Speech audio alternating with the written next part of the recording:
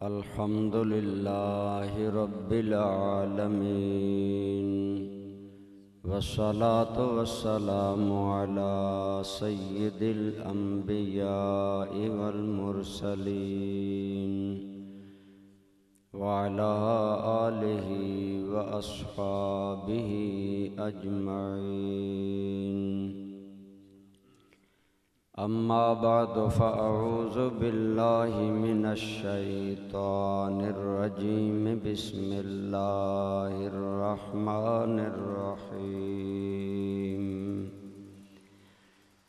وما ارسلناک الا رحمتا للعالمین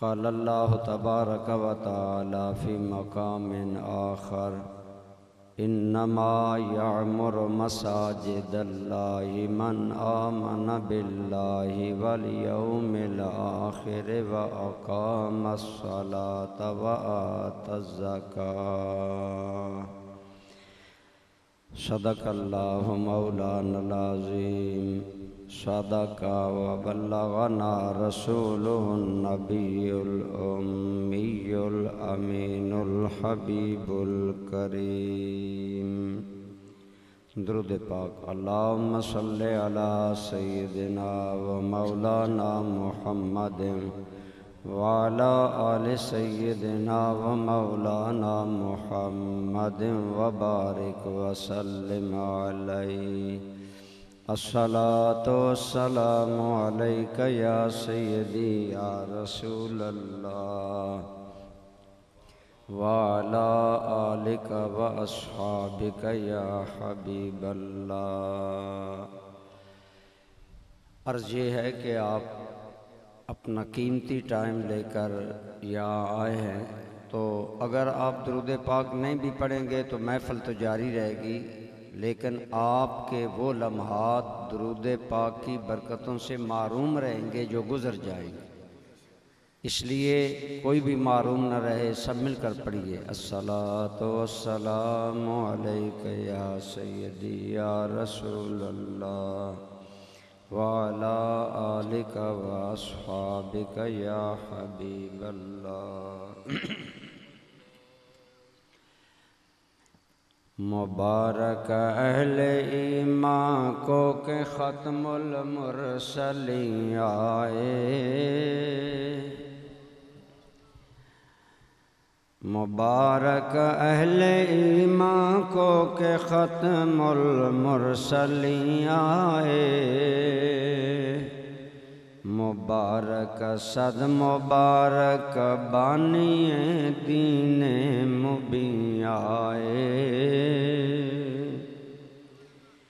گناہگارو نہ گھبراؤ شفیع المذنبین آئے، مبارک ہر جہاں کو رحمت للعالمین آئے۔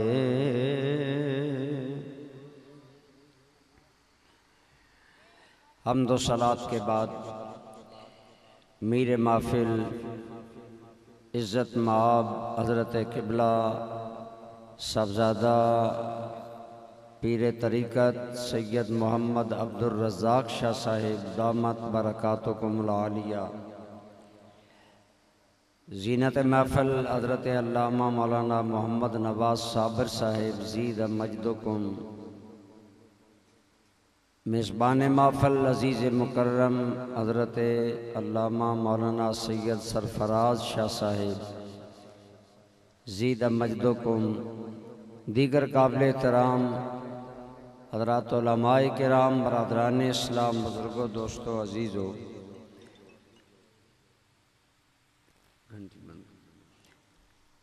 جیسا کہ آپ نے سنا آج کی اس محفل کی دو نسبتیں ہیں، ایک سرکار کریم کے میلاد پاک کے حوالہ سے اور ایک اس حوالہ سے کہ یہ جگہ مسجد کے لیے وقف کی گئی، یہاں آج اس کا افتتاح ہوگا، تو ماشاءاللہ میں سمجھتا ہوں کہ انتظامیہ نے بڑا حسین امتزاج کیا ہے اگر ہماری محفل میلاد با موضوع ہو جائیں، یہ نہیں سارا مہینہ میلاد پڑھتے رہیں اور موضوع کوئی نہ ہو۔ ہمارے اہل سنت کی تربیت اسی لیے نہیں ہو رہی کہ ہمارے پروگرام بغیر موضوع کے چلتے ہیں۔ ایک مجلس میں 5 خطیب ہیں، 5 میلاد پڑھیں۔ میں ایک جگہ گیا تو 5 خطیب پاکستان کے نامور تھے۔ میں نے کہا جی، کہنے لگے بس پائنتن پاک کے نام پر 5 خطیب ہیں، 5 شہادت پڑھیں گے۔ تو میں نے کہا کہ کتنا اچھا ہو، آج 5 موجود ہیں، پاکستان لیول کے مشہور علماء ہیں، تو عوام کے پلے کچھ پڑھے۔ اگر سارے ہی شہادت پڑھیں گے ایک موضوع ہوگا۔ بہرحال علماء کو توجہ دینی چاہیے۔ لاکھوں نہیں کروڑوں روپیہ اہل سنت خرچ کرتے ہیں، اگر موضوع دے کر گفتگو کرائی جائے تو عوام کو ضرور فائدہ ہوگا۔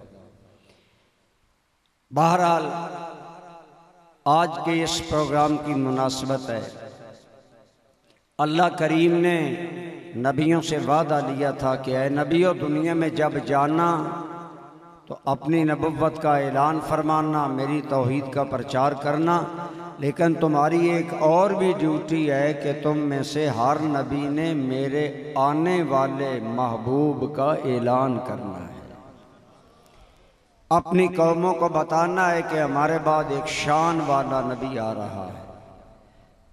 تو برادران اسلام، ہمارے آقا کی آمد کس قدر اہم ہے کہ اللہ تعالیٰ نے نبیوں سے وعدہ لیا کہ تم نے میرے حبیب کی آمد کا ذکر کرنا ہے۔ گویا آمد مصطفیٰ کا موضوع وہ ہے جو سارے انبیاء کا موضوع رہا، اور انبیاء کرام نے میرے اور آپ کے آقا کریم کے بارے میں مختلف انداز میں ذکر کیا۔ کسی نے دعا مانگی، کسی نے تمنا کی کہ یا اللہ میں ان کا امتی بن جاؤں، کسی نے آپ کی شان کے تذکرے کیے کہ اے قوم، میرے بعد شان والا آنے والا ہے، گویا قوموں کو تیار کیا اس شان والے کے لیے۔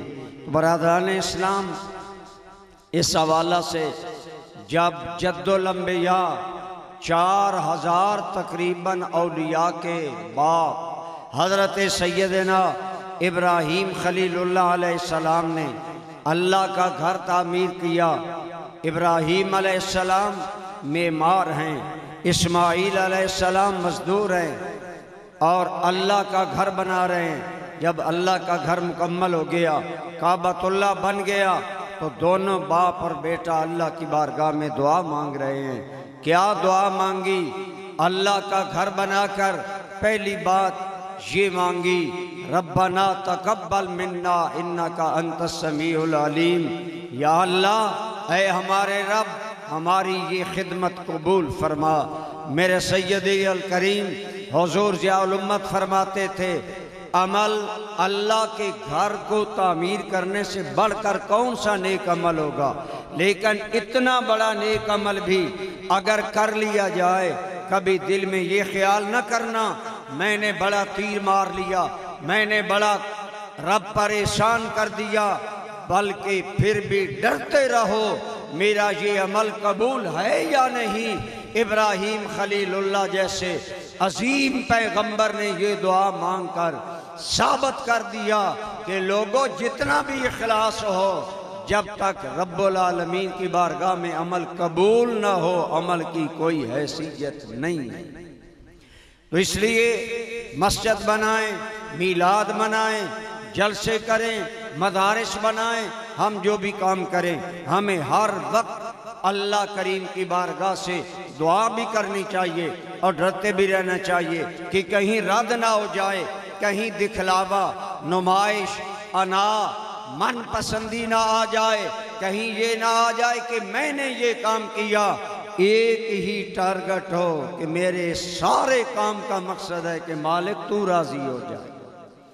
ہم آ رہے تھے، آپ کی یہ ٹینٹنگ وغیرہ دیکھ کر میرا ڈرائیور کہہ رہا تھا، استاد جی اتنے دور دراز علاقوں میں اتنی انتظامات، یہ لوگوں کی کس قدر سرکار سے محبت اور جذبہ ہے۔ یقیناً ہم آپ کے اس جذبے کو سلام کرتے ہیں، لیکن ہمیشہ ہمیں یہ دعا کرنی چاہیے کہ اللہ ہماری حاضری اپنی بارگاہ میں، بولیے کیا کہنا چاہیے، قبول۔ تو ابراہیم علیہ السلام کیسا منظر ہوگا؟ جناب ابراہیم علیہ السلام دعا مانگ رہے ہیں، اسماعیل علیہ السلام آمین کہہ رہے ہیں۔ اس دعا کے اندر جو مین دعا ہے وہ یہ مانگی، ربنا وبعث فیہم رسولا، اے ہمارے رب کریم ہم نے تیرا گھر بنا دیا، اے مالک مسجد و امام نہ ہو بات نہیں بنتی، ممبر ہو خطیب نہ ہو بات نہیں بنتی، سنٹر ہو سنٹر چلانے والا نہ ہو بات نہیں بنتی۔ گویا عرض کیا اے رب العالمین تیرا حکم تھا میرا گھر بناؤ، ہم نے تیرا گھر بنایا، یا اللہ اب اسے آباد کرنے والا رسول بھی بھیج دے۔ ربنا وبعث فیہم رسولا منہم من انفسہم، مالک ان کے اندر وہ شان والا رسول جو بھیجنے کا تو نے وعدہ کیا ہے، اب وہ رسول آ جانا چاہیے۔ یہ گھر بن گیا۔ آپ توجہ کریں، ابراہیم علیہ السلام اللہ کے نبی ہیں کہ نہیں؟ صرف نبی ہی نہیں، نبیوں کے دادا جان ہیں۔ تقریباً ہزاروں انبیاء آپ کی نسل میں سے آئے اور سید الانبیاء بھی آپ کی نسل میں سے ہیں، لیکن قابل غور بات یہ ہے ابراہیم علیہ السلام جیسا شان والا رسول اللہ کا گھر بنا کر ایک اور رسول مانگ رہا ہے۔ کیوں مانگ رہا ہے؟ علماء نے بڑی پیاری بات کی، فرمایا اس لیے دعا مانگی کہ یا رب العالمین یہ جو تیرا گھر بنایا گیا، بیت اللہ بنایا گیا، آپ جانتے ہیں یہ مسجد بنے گی علاقے کے لیے بنے گی، کوئی مسجد پورے شہر کے لیے بنے گی، لیکن کعبۃ اللہ جو ابراہیم علیہ السلام نے بنایا اس کے بارے میں ہمارا رب العالمین کہتا ہے ان اول بیت وضع للناس للذی ببکہ مبارکا وہدی للعالمین۔ فرمایا مکہ میں جو اللہ کا گھر ہے یہ ہدی للعالمین ہے، سارے جہانوں کے لیے ہدایت کا مرکز ہے۔ گویا دعا تھی یا رب العالمین تو رب العالمین ہے، یہ تیرا گھر ہدی للعالمین ہے۔ عام نبی کی بات ہم نہیں کرتے، اب ہم مانگ رہے ہیں کہ وہ آ جائے جو ہو رحمت للعالمین، آنے والا بھی رحمت للعالمین ہو، شانوں والا ہو۔ گویا ابراہیم علیہ السلام نے دعا مانگی یا اللہ اس گھر کو بسانے والا، اس گھر کو آباد کرنے والا وہ رسول بھیج دے جو رحمت للعالمین ہو۔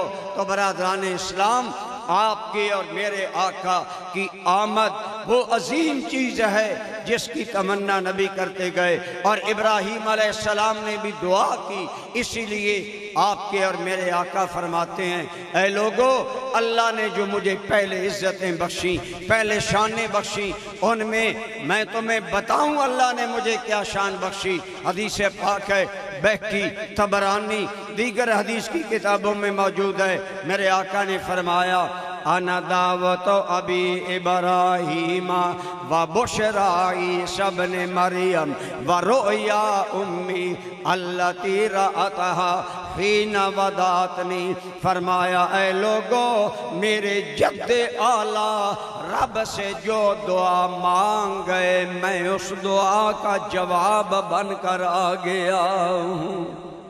ابراہیم علیہ السلام نے اللہ سے جو شان والا نبی مانگا تھا میں وہ نبی بن کر آ گیا۔ تو برادران اسلام اسی لیے حفیظ جلندری بڑے پیارے انداز میں کہتے ہیں ربیع الاول امیدوں کی دنیا ساتھ لے آیا، دعاؤں کی قبولیت کو ہاتھوں ہاتھ لے آیا، یعنی ربیع الاول یہ دعاؤں کی قبولیت کو لے آیا۔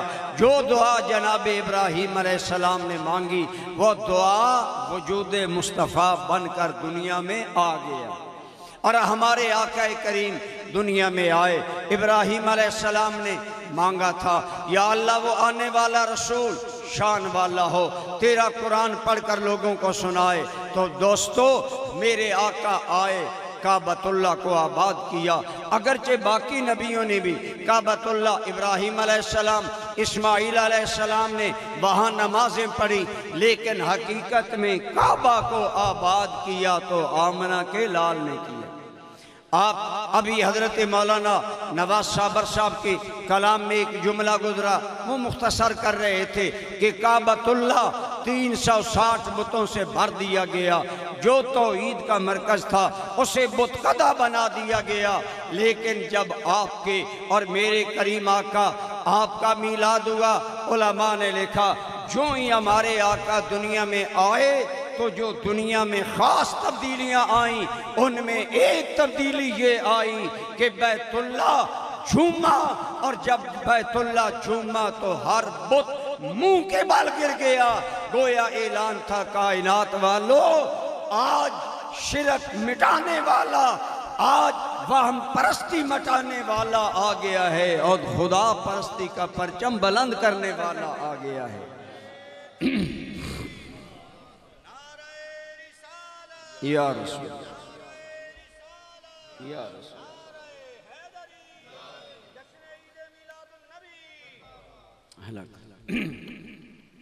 آپ کے اور میرے آقا کی ولادت باسعادت ہوئی، بت منہ کے بل گرے، اشارہ تھا اے لوگو بت پرستی مٹانے والا، خدا پرستی سکھانے والا آ گیا۔ اسی لیے تو کسی نے کہا تھا تمامی بتاں سر سے اوندے گرے ہیں، تمامی بتاں سر سے اوندے گرے ہیں، کہ کعبہ کا کہ سالار کعبہ پیدا ہوئے ہیں۔ یعنی میرے آقا آپ کی ولادت ہوتی گئی، بت منہ کے بل گر گئے اور کعبۃ اللہ سے آواز نکلی۔ دو روایتیں ہیں، ایک روایت میں آیا کعبۃ اللہ جھوما اور کعبہ بولا ولد المصطفی المختار وبیدہ تہلک الکفار، آج وہ مصطفیٰ آ گیا جس کے آنے سے کافر برباد ہوں گے اور اللہ کی عبادت کا پرچم سر بلند ہو جائے گا۔ تو گویا میرے آقا کی ولادت بھی کعبہ کی آبادی کا پیغام تھا کہ کعبہ کو آباد کرنے والا آیا۔ یہ نہ سوچیں آج لوگ اعتراض زیادہ کرتے ہیں، کعبہ کو کیا پتہ حضور آ رہے ہیں۔ یاد رکھیں آپ کعبۃ اللہ جائیں، اللہ آپ کو لے جائے، میں جاؤں، کعبہ بولے نہ بولے، یاد رکھیں میرے مصطفیٰ وہ ہیں جنہیں مکہ کے پتھر بھی جانتے ہیں۔ اور مسلم شریف کی حدیث ہے، میرے آقا فرماتے ہیں اے لوگو میں اس پتھر کو بھی جانتا ہوں، جب میں گزرا کرتا تھا ابھی میں نے اعلان نبوت نہیں کیا، وہ مکے کا پتھر مجھے سلامی دیتا تھا۔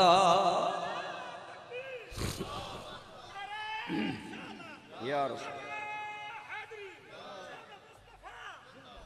ماشاءاللہ ماشاءاللہ، صاحب بڑے محبت سے نعرہ لگا رہے ہیں، لیکن آپ کی سرد میری بھی قابل داد ہے کہ آپ نہ اللہ کے نام پر بولتے ہیں نہ اللہ کے رسول کے نام پر بولتے ہیں۔ میں وہ مقرر نہیں جو کہوں گا آپ نہیں بولیں گے تو میں تقریر نہیں کروں گا، ہماری تو ڈیوٹی ہے۔ بہرحال ہمارے آقا کو آپ جانیے، عقیدہ بھی مضبوط کیا کریں، اگر مکہ کے پتھر جانتے ہیں کہ آمنہ کا لال جا رہا ہے اور مکہ کا پتھر سلامی دے رہا ہے، تو جس کعبہ کو مصطفیٰ آباد کرنے کے لیے آ گیا وہ کعبہ کیوں نہیں جانتا کہ آج آمنہ کا لال آ گیا ہے، آج مجھے آباد کرنے والا سلطان آ گیا ہے۔ اور یہ سچ ہے، جیسے کعبۃ اللہ کو ہمارے آقا نے آباد کیا، آباد کرنے کا حق ادا کر دیا، تو برادران اسلام، میرے اور آپ کے کریم آقا چونکہ رحمت للعالمین ہیں، سارے جانوں کے لیے رحمت ہیں، لہٰذا میرے کریم کا آنا انسانوں کے لیے بھی رحمت ہے، حیوانوں کے لیے بھی رحمت ہے، اور کعبۃ اللہ کے لیے رحمت اس انداز میں بنا کہ حضور کے آنے سے اللہ نے کعبہ کے اندر بتوں کو سر کے بل گرا دیا، اور ایک روایت میں آتا ہے کہ کعبہ سے آواز آئی، مجھے پاک کرنے والا آ گیا ہے۔ حضور نبی رحمت صلی اللہ علیہ وآلہ وسلم، آپ کی آمد کا ایک مقصد اللہ کے گھر کو آباد کرنا تھا۔ برادران اسلام، آج یہاں پر میلاد مصطفیٰ بھی بیان ہو رہا ہے، اس سے ہمیں دونوں باتوں کو مد نظر رکھنا چاہیے کہ سرکار کے میلاد کا ایک تقاضا یہ ہے اللہ کے گھروں کو آباد کیا جائے، اللہ کے گھروں کو عزتیں بخشی جائیں۔ میرے آقا کریم کا ارشاد بخاری شریف کے اندر موجود ہے، اللہ نے مجھے وہ 6 وصف دیے جو مجھ سے پہلے اللہ نے کسی اور کو وہ وصف عطا نہیں فرمائے۔ ان کے اندر میرے آقا کریم نے فرمایا ایک وصف یہ ہے، اللہ نے جو اعزاز جو امتیاز اللہ نے مجھے دیا، فرمایا جعلت لی الارض مسجدا و طہورا،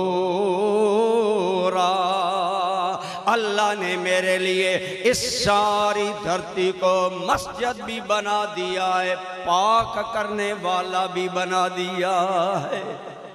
پہلے نبی دنیا میں آئے، ان کی امتیں بھی عبادت کرتی ہیں، ہم بھی عبادت کرتے ہیں، وہ بھی نماز پڑھتے، ہم بھی نماز پڑھتے ہیں۔ انہیں حکم ہے اگر عبادت کرنی ہے تو جا کر چرچ میں کرو، اگر عبادت کرنی ہے تو کنیسہ میں کرو، اگر عبادت کرنی ہے اپنے گرجوں میں جا کر عبادت کرو، باہر عبادت نہیں کر سکتے۔ برادران گرامی قدر، جب وقت آتا عبادت کا وہ اپنے گرجوں میں جاتے، وہاں جا کر عبادت کرتے، لیکن میرے کریم آقا کے صدقے آپ پر اور مجھ پر کرم ہوا، ہم نے عرض کیا یا رب العالمین ہم ہسپتال میں ہوں، یا رب العالمین ہم سفر میں ہوں، یا رب العالمین ہم بیمار ہو جائیں، کسی ڈیوٹی پر ہوں، مسجد نہ جا سکیں۔ جواب ملا، اے امت مصطفیٰ گھبرانے کی ضرورت نہیں ہے، تمہیں رحمت للعالمین نبی ملا ہے،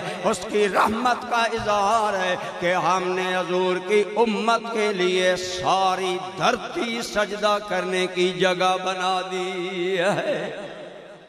حضور کی امت کے لیے اس ساری دھرتی کو اللہ نے پاک بھی کر دیا، سجدہ گاہ بھی بنا دیا، سجدہ گاہ جہاں چاہیں نماز پڑھیں، اسی طرح پاک کر دیا۔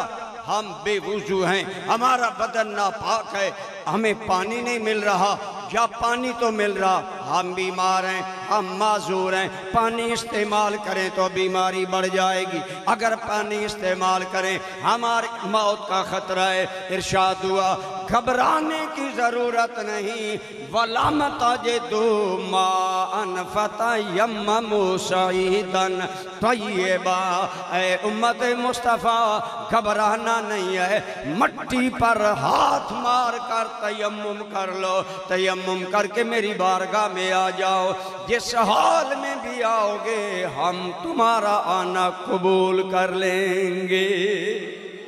یہ میرے آقا کا امتیاز ہے، آپ کے لیے ساری دھرتی مسجد بنائی گئی اور مٹی کو پاک کیا گیا۔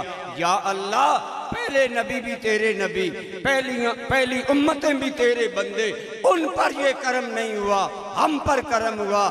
جواب ملتا ہے یہ میرا اپنا کرم ہے، میں نے یہ خصوصی مہربانیاں آمنہ کے لال کے لیے رکھی ہیں۔ اسی لیے کسی نے کہا کہ بان کے خیر الورا गए मुस्तफ़ा हम गुनाहगारों की बेहतरी के लिए।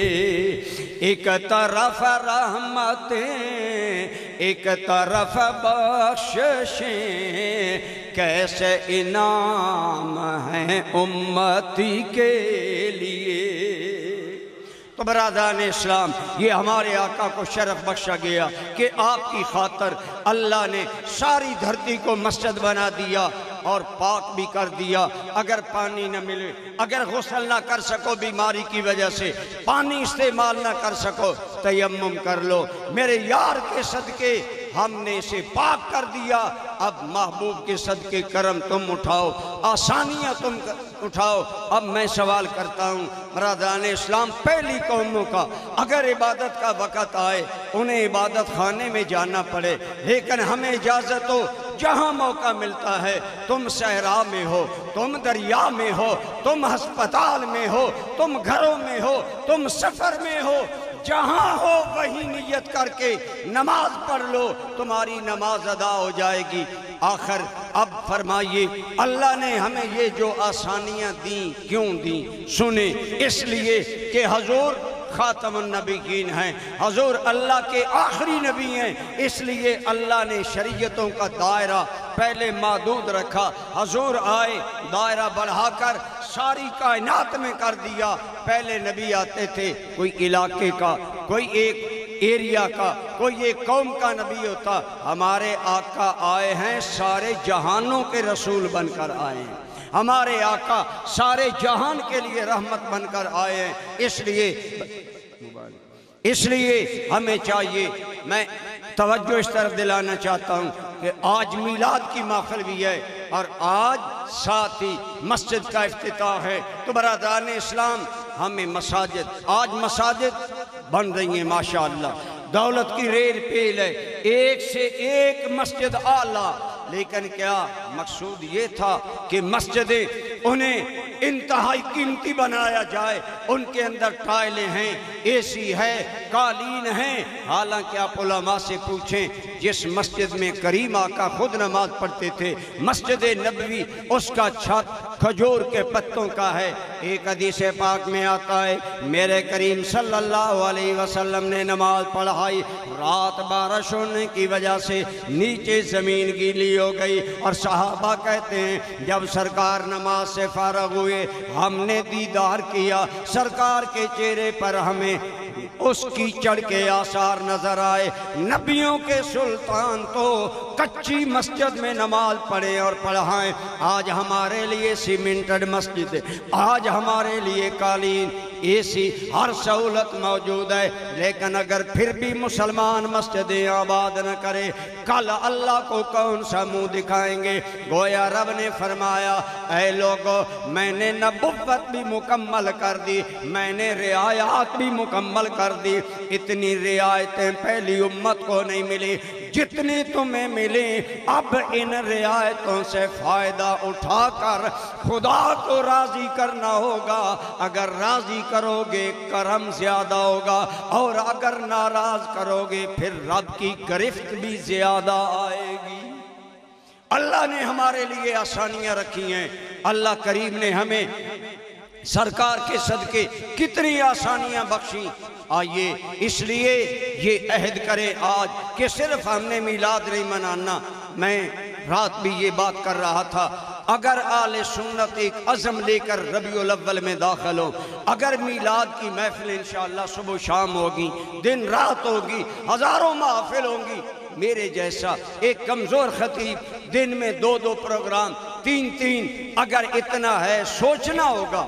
हम मीलाद मनाते हैं, हम सरकार की याद मनाते हैं, लेकिन क्या हम कोई हजूर की सीरत, हजूर की शरीयत भी कबूल करते हैं? अफसोस ये है मीलाद मनाकर करोड़ों रुपए लगाए जा रहे हैं, लेकिन हमारे अखलाक में, हमारे किरदार में कोई तब्दीली नहीं आती।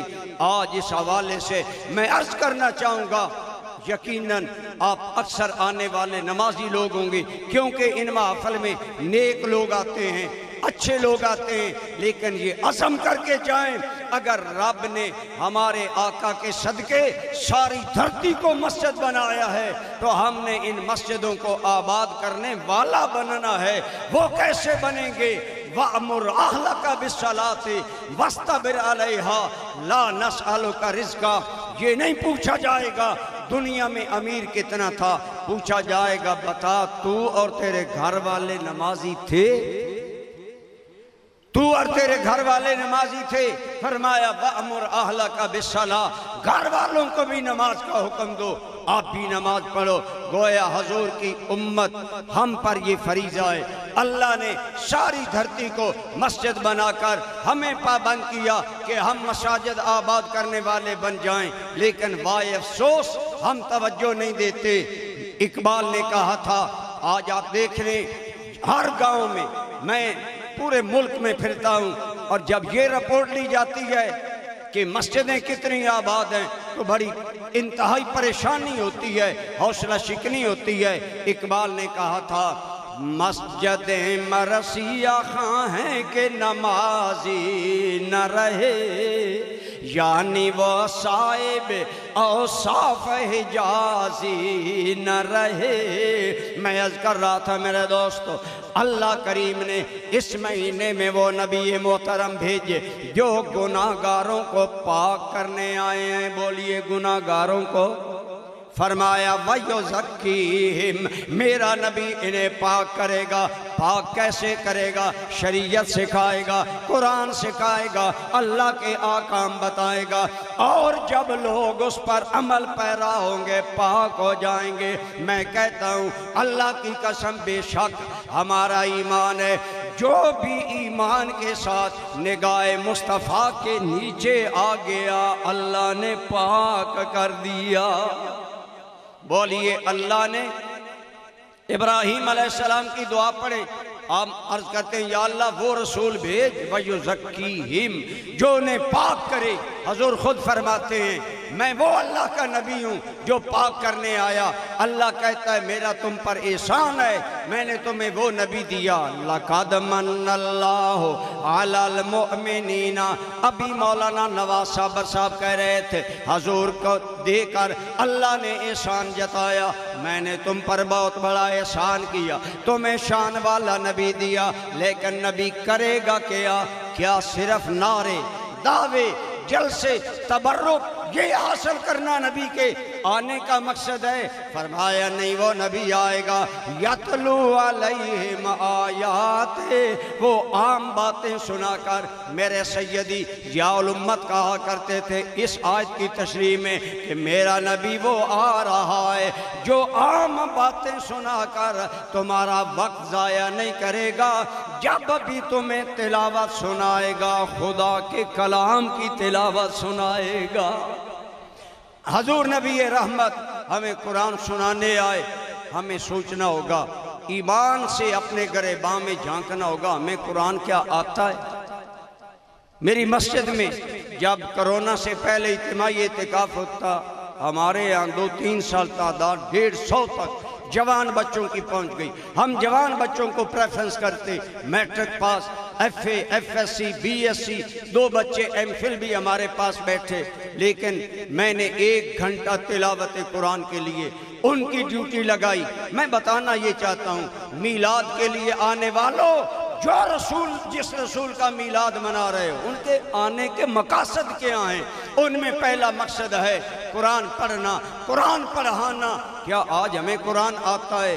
یقین جانیں ان 150 بچوں کا جب قرآن کا پیریڈ لگایا گیا تو دل خون کے آنسو رویا کہ بچہ ایف ایس سی ہے لیکن قرآن دیکھ کر نہیں پڑھ سکتا، بچہ ایف اے ہے، انگریزوں کی زبان پڑھ کر سمریاں، سٹینزے یاد کر کے پاس ہو گیا، قرآن دیکھ کر نہیں آتا۔ کیا باعث شرم بات نہیں؟ میرا آپ سے سوال ندامت دینے کے لیے نہیں، احساس پیدا کرنے کے لیے، ہم بھی سوچیں کہ ہمیں قرآن آتا ہے۔ کیا ہمیں قرآن نازل آتا ہے؟ کیا قرآن کا ترجمہ آتا ہے؟ آج تیرے ٹیلی فون پر میسج آ جائے انگلش میں اور سمجھ نہ آئے، دروازے پر جاتا ہے کوئی جوان بچہ جو مجھے میرا میسج پڑھ کر سنائے؟ مجھے اطمینان سکون نہیں مل رہا، بے چینی ہے۔ کیا میسج آیا؟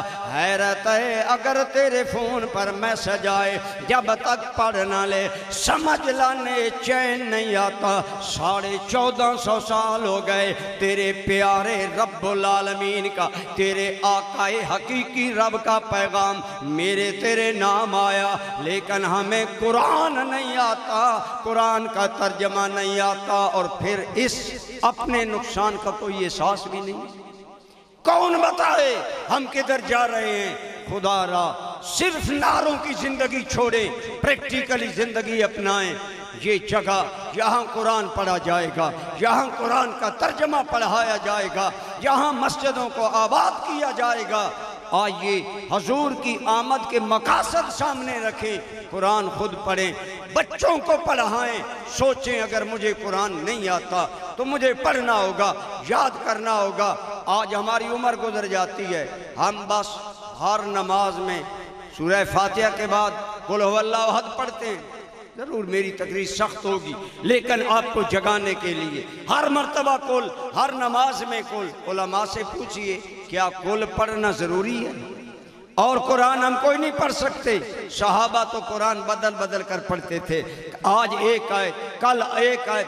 بعض اللہ کے بندے وہ ہیں جنہوں نے فرض نماز میں پورا قرآن فرض نماز میں پڑھ کر سنایا۔ آج ہمیں صرف قل آتا ہے، اور وہ بھی حال یہ ہے، پچھلی حکومت میں وزیر داخلہ سے جب ٹی وی پر قل سنا گیا تو وزیر داخلہ رحمان ملک کو قل نہ آیا۔ ٹی وی والوں نے کہا آپ اسلامی حکومت کے وزیر داخلہ ہیں، آپ کو قل نہیں آیا۔ کہنے لگا مجھے پہلے بتاتے تو میں یاد کر لیتا۔ یہ ہیں ہمارے حکمران، حکومت کر رہے ہیں لیکن قل شریف نہیں آتا۔ اگر آتا ہے کتنے ہمارے ایسے حکمران ہیں جنہیں کہ یہ چیزیں، لیکن وہ اس لیے ہیں کہ ہم بھی توجہ نہیں دیتے۔ تو میں عرض اتنا کرنا چاہتا ہوں کہ میلاد ضرور منائیے، لیکن میلاد مقصد حیات کو یاد رکھیں۔ حضور آئے کیوں؟ آپ دیکھیں نا، میں آپ کی اس دور دراز ڈھوک پر کیوں آیا؟ تقریر کرنے کے لیے۔ میری صحت بھی ناساز تھی، صبح میں مصروف بھی ہوتا ہوں، آپ دیکھ رہے ہیں گلا بھی خراب ہے۔ میں تو پہلے مہینوں سے لگاتار چل رہا ہوں، لیکن حاضر ہوا۔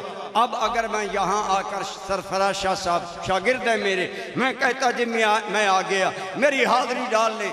اگر میں تقریر نہ کرتا، کیا میں اپنے آنے کا مقصد پورا کرتا؟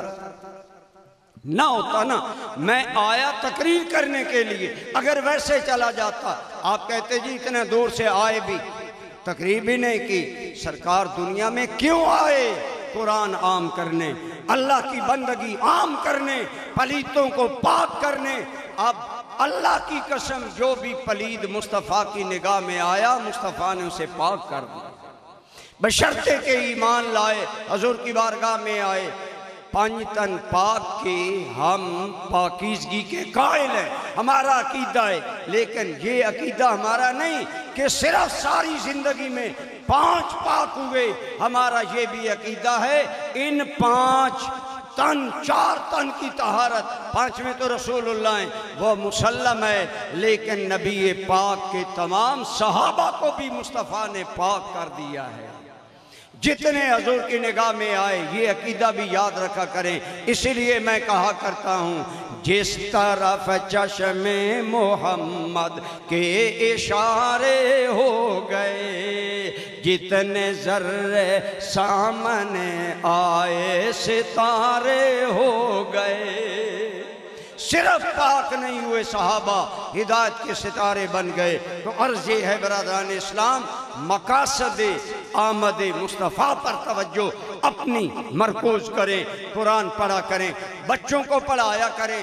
آج میں آپ سے پوچھ سکتا ہوں، یاد دلا سکتا ہوں کہ اگر آپ کا بچہ سائنس اکیڈمی میں جاتا ہے، اگر آپ کا بچہ کمپیوٹر کالج جاتا ہے، اگر آپ کا بچہ 2 ٹائم ٹیوشن پڑھتا ہے، شاہ صاحب سرفراز شاہ صاحب کی طرح الحمدللہ میرے سینکڑوں شاگرد علماء ہیں، مساجد میں ڈیوٹیاں دے رہے ہیں، میں انہیں تاکید کرتا ہوں ناظرہ قرآن پڑھایا کرو۔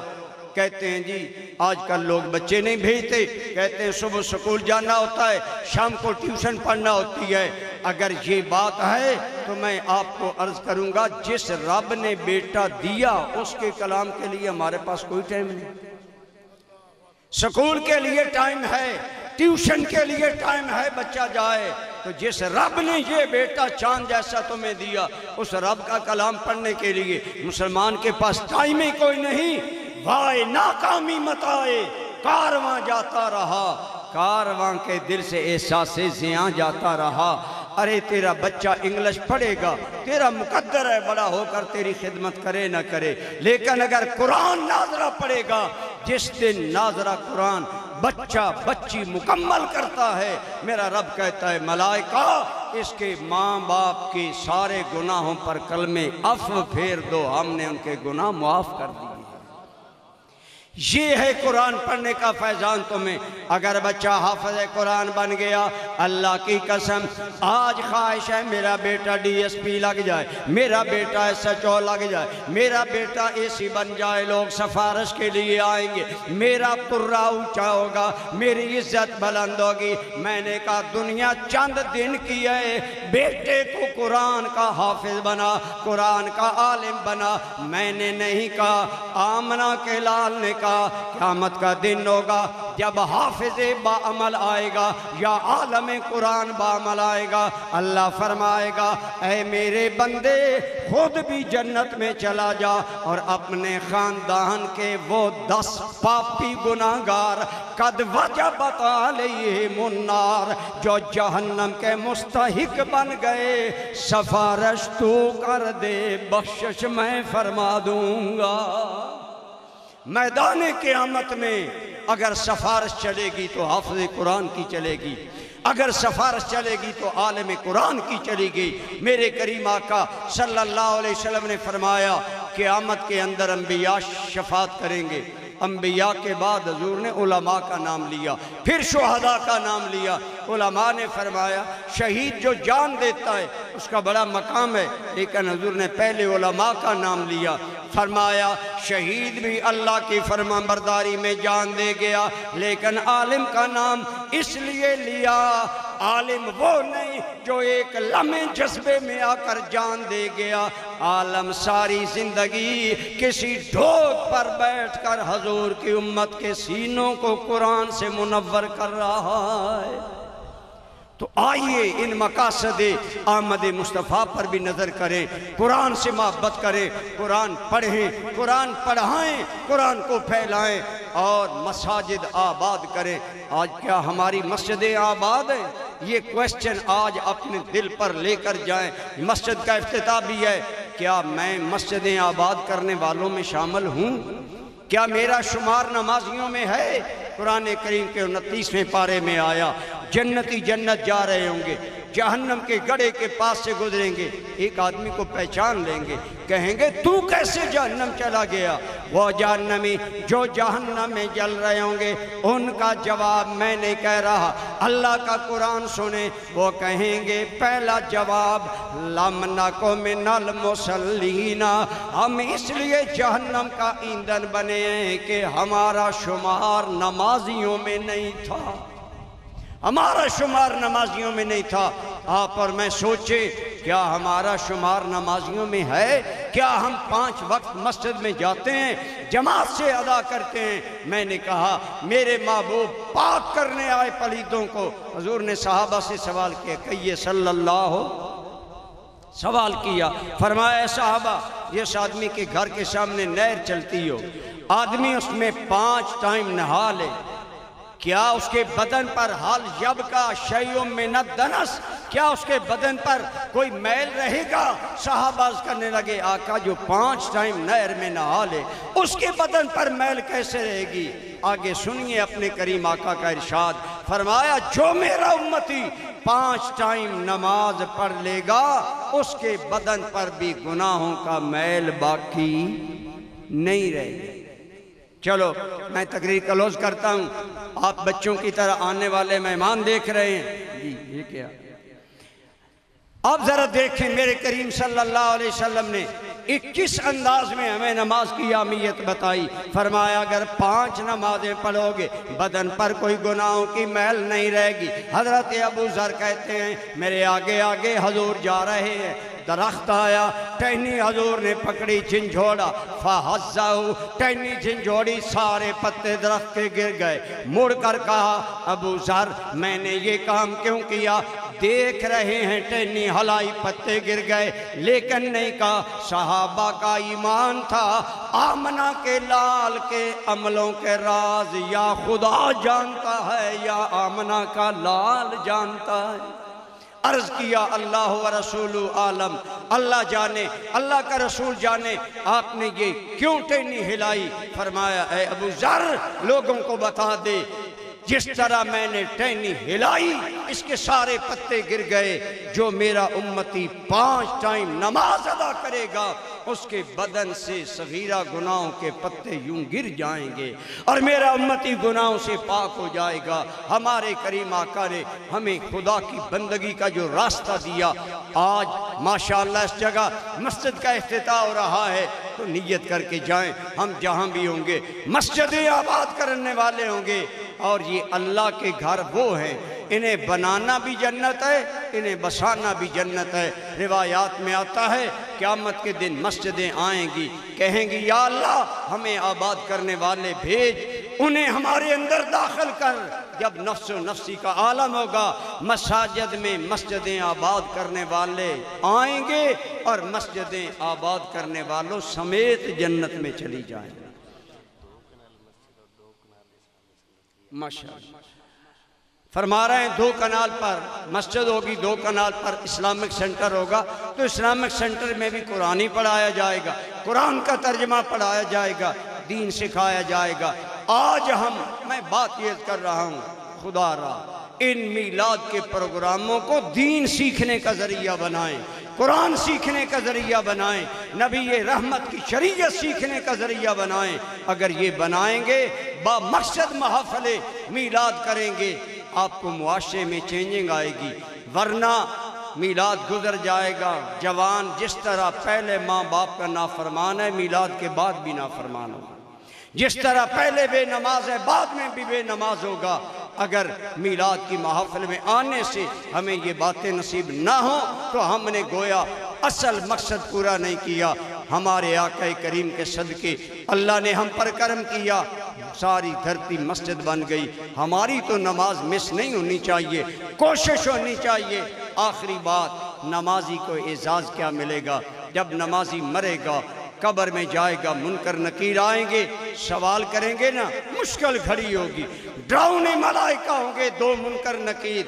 لیکن نمازی کا حال یہ ہوگا اسے یوں محسوس ہوگا جیسے سورج غروب ہوا چاہتا ہے میری عصر کی نماز رہی. آپ بتائیں پکا نمازی ہو, سفر سے آئے عصر کی نماز جا رہی ہو, گھر آئے گھر والے کہتے ہیں پانی پیو, کپڑے رکھو, کہتا ہے نہیں میری نماز رہتی ہے. نماز کی فکر میں جلدی جلدی پڑھتا ہے, قبر میں یوں محسوس ہوگا سورج جا رہا ہے میرا نماز کا ٹائم جا رہا ہے.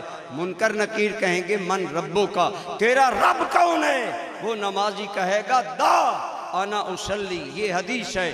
وہ نمازی وہاں کہے گا ٹھہرو پہلے مجھے نماز پڑھنے دو پھر سوالوں کا جواب دوں. اب جسے قبر میں بھی نماز نہیں بھولی اس آدمی کے بارے میں آپ کیا کہیں گے؟ منکر نکیر اس سے کیا سوال کریں گے؟